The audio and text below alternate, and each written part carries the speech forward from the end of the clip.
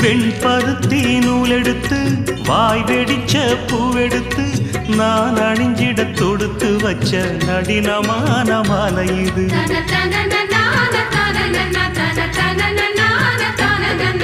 Sen